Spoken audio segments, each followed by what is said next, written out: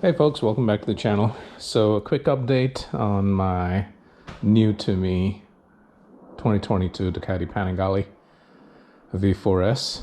I've added a couple of mods, accessories, so I thought I'd walk you through them real quick.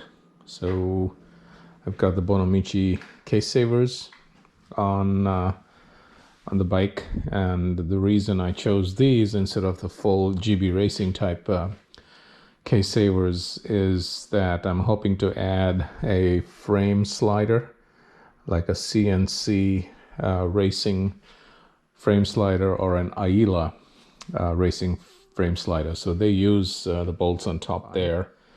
I will be changing out the rear sets. I'm going to go back to the ones that I had from 2020. So once I install them, I'll give you a quick update. I installed the CNC racing hooks, so in place of the passenger footrest, which obviously I don't need, I installed these, and these have already proven themselves because I had to take the bike to the shop to get the software and everything, updated, or at least check for updates, and so it came in pretty handy. All right. Then on the back, I have the Ducati block off. So it blocks the fender. Obviously, you want to remove the fender from this bike. It's kind of monstrous. It's a monstrosity. So you either go with a fender eliminator, and there are a couple of companies that make that. But in my case, I just didn't need that. I don't plan to ride this on the street much, if at all, so I just needed to block it off. So this thing comes in a kit. This thing bolts right in, and then there's a little plug that you can use to plug off the cable. So this is on the other side. And then I installed the Evotech brake lever guard, and this comes with a corresponding weight on the left hand side, so hopefully it'll not only give me protection but also help a little bit with the vibration. And then I don't know if you can see it, but back there on the dashboard I installed a dashboard like clear kind of cover. So the problem with doing that is it's kind of tight quarters, and so there's almost always some kind of bubble.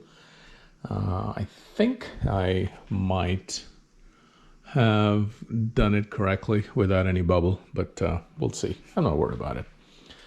All right, then coming down to the front, here I've installed the fork sliders in case, again, if there's a crash, hopefully they will do their job.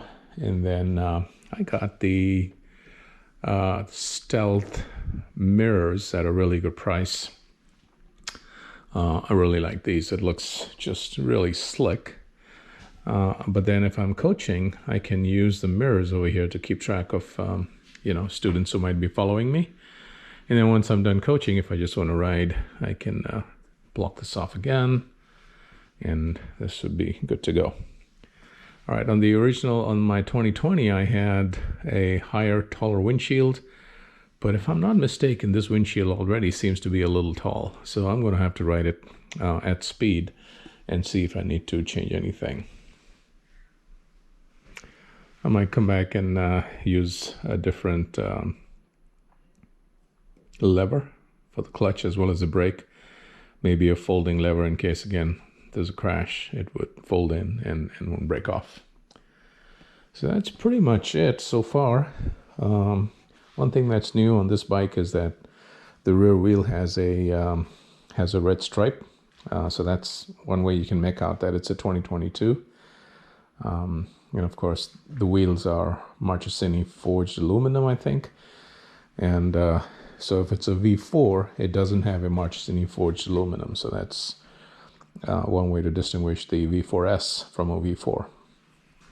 Then another major modification I'll be doing is the Termignoni slip-on exhaust. I'm a little apprehensive about that. I have done it on my previous bike, so you would think that I shouldn't be apprehensive.